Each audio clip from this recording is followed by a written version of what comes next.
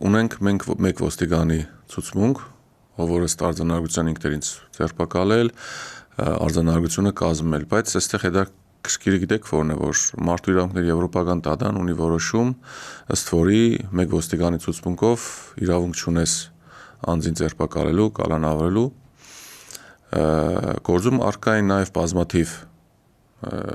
տեսագրություններ, ժամանակագրական առումով բաժանած, տես որտեղ եմ գտնվել, ինչ եմ արել, նաև նույնիսկ հենց կոնկրետ ձերբակալման պահին, սակայն քննիչը եւ